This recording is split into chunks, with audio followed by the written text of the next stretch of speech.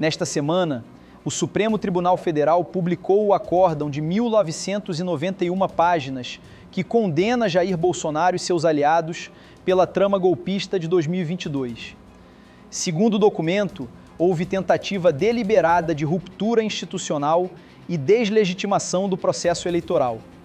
A decisão abre o prazo para que a defesa apresente recurso, mas no fundo, o recado está dado. Ninguém está acima da lei. Durante 4 anos, o Brasil viveu sob chantagem, fake news, ataques às urnas, insinuações de quarteladas. Agora, cada linha do acórdão é um testemunho histórico. O bolsonarismo foi desmascarado.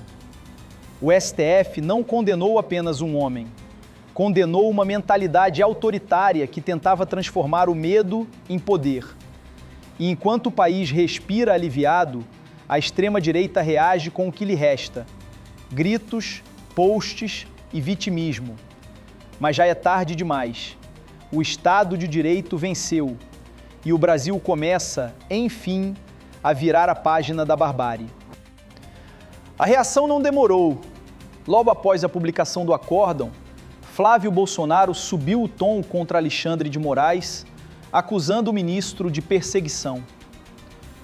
Mas quem lê o acórdão vê outra coisa: provas, mensagens, reuniões e planos golpistas. Não é perseguição, é prestação de contas. Enquanto isso, Eduardo Bolsonaro é cobrado até por aliados. O presidente do Conselho de Ética, Fábio Schiotti, disse o óbvio: deputado tem que estar no Brasil para exercer o mandato. Mas Eduardo prefere o exílio dourado, viajando, postando, fugindo de perguntas. O clã Bolsonaro, que se vendia como símbolo de patriotismo, agora é símbolo de fuga e covardia. A família que se dizia perseguida é, na verdade, acusada, condenada e isolada. E o país observa, em silêncio, a derrocada de quem achava que podia brincar com a democracia. E para vocês que continuam nos acompanhando aqui no YouTube, gente, a cassação do mandato do deputado federal Eduardo Bolsonaro deve ser analisada pelo Conselho de Ética e Decoro Parlamentar da Câmara dos Deputados nesta quarta-feira. Junto ao filho do ex-presidente, outros 4 parlamentares de direita também foram representados e devem ter seus casos avaliados amanhã. Eduardo está nos Estados Unidos há 8 meses e é acusado de atuar contra a soberania nacional e de exercer o mandato à distância por tempo prolongado, o que pode configurar abandono de função parlamentar. E do outro lado do tabuleiro, o contraste. Enquanto o bolsonarismo se perde em ataques, Lula conquista respeito até onde ninguém imaginava. Uma autoridade da Casa Branca confirmou que Donald Trump está interessado em se reunir com Lula. Sim, o mesmo Trump que inspirou Bolsonaro agora busca diálogo com o líder brasileiro.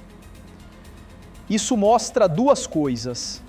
Primeiro, que Lula recolocou o Brasil no mapa do diálogo global.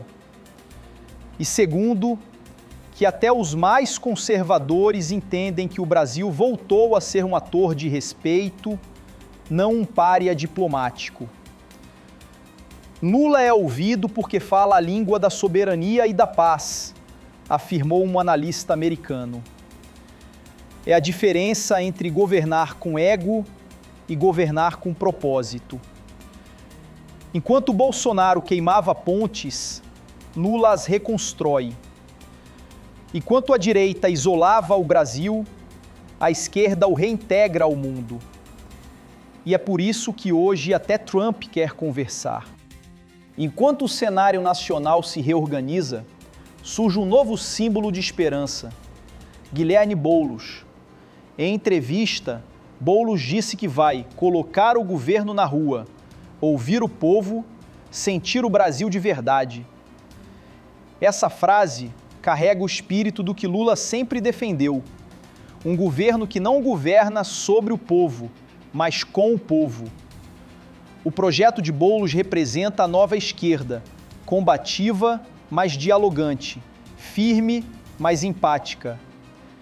Enquanto a velha política se esconde em gabinetes, Boulos promete despachar nas praças, nas comunidades, nas feiras. E é isso que apavora a elite paulistana. Um governo que ouve, enxerga e devolve poder a quem mais precisa. É o oposto do bolsonarismo, que gritava nas redes, mas se calava diante da fome. Boulos mostra que política se faz com o povo e que a rua, não o gabinete, é o coração do Brasil. Vamos falar agora sobre a indicação, esta sim não depende do Senado, já confirmada, do deputado federal Guilherme Boulos, nomeado ministro-chefe da Secretaria-Geral da Presidência da República. Boulos assumiu o posto e promete levar o governo para as ruas. O que ele quer dizer com isso? Quem vai traduzir para a gente, já está na tela, é a Carol Rosito. Carol, muito boa tarde. A sua informação sobre o primeiro dia de expediente do ministro Guilherme Boulos. Oi, Yuri. Boa tarde para vocês. Boa tarde a todos. Pois é, ele já chegou passando recados, né? Dizendo ali que missão dada é missão cumprida. Então, ele deve tocar em assuntos como, por exemplo, o fim da escala 6x1, melhorar a relação do presidente Lula com trabalhadores de aplicativos e também fazer aquela reaproximação da articulação política, né, do Palácio do Planalto com os movimentos sociais, que é de fato ali a sua principal atividade, e é a militância de Boulos. Tudo isso, claro, Yuri, Débora, mirando em 2026. E no meio dessa virada, a Justiça também acerta suas contas com o passado. A deputada Carla Zambelli foi condenada a pagar R$20 mil à jornalista Vera Magalhães por ofensas. O tribunal entendeu que Zambelli ultrapassou todos os limites da liberdade de expressão, transformando opinião em difamação. Durante anos, ela usou as redes para espalhar mentiras, atacar mulheres, jornalistas e qualquer um que ousasse questionar o mito. Agora, a conta chegou. A decisão é pedagógica. Mostra que a era da violência digital acabou. Quem usou o ódio como palanque vai responder por isso, na justiça e na história. Enquanto Zambelli paga a indenização, o Brasil paga o preço da reconstrução da verdade. Os detalhes dessa condenação que saiu pela Justiça de São Paulo. O Rogério Gentili já publicou a reportagem dizendo que a Carla Zambelli foi condenada a pagar R$20 mil a jornalista Vera Magalhães por ofensas. A apresentadora do programa Roda Viva e também comentarista da Rádio CBN e também colunista do jornal o Globo, ganhou na justiça nessa ação contra a Carla Zambelli. E a Carla Zambelli agora vai ter que pagar R$20 mil à jornalista por danos morais. E como se o tabuleiro político não fosse dinâmico bastante, Ciro Gomes anunciou sua filiação ao PSDB e já fala em disputar o governo do Ceará em 2026. É curioso, o mesmo Ciro que passou anos atacando tanto o PT quanto o PTDB, agora se abriga justamente no ninho tucano. O movimento revela mais desespero do que estratégia. O PSDB tenta reviver o que restou da terceira via, mas sem povo, sem base e sem horizonte. Enquanto Ciro busca um palanque, o Ceará segue firme com o governo de Eumano e o apoio de Lula, com obras, investimentos e políticas sociais que melhoram a vida real das pessoas. A verdade é simples. Quem abandonou o povo para perseguir o ego, agora volta pedindo palco. Mas o Brasil de 2026 não quer vaidade.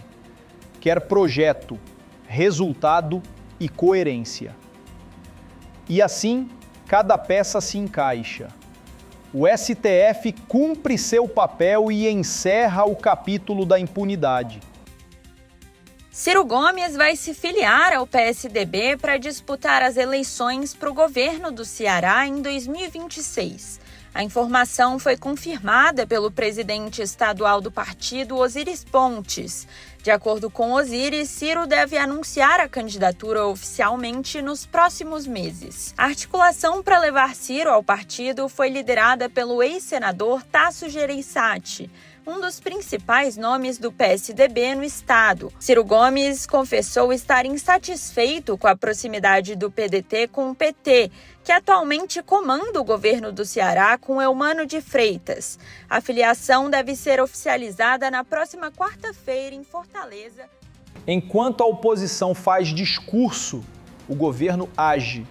O Congresso aprovou o projeto antifacção, que prevê até 30 anos de prisão para líderes de organizações criminosas e segue para a sanção do presidente Lula.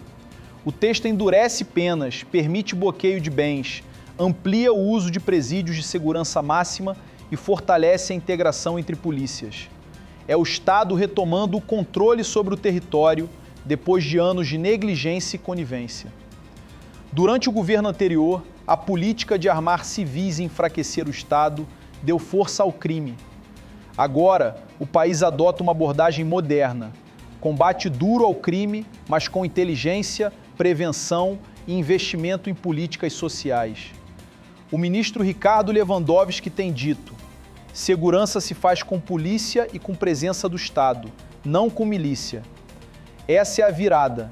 Segurança pública com direitos humanos e não contra eles. O governo Lula mostra que dá para ser firme sem ser brutal. Dá para combater o crime sem destruir a democracia.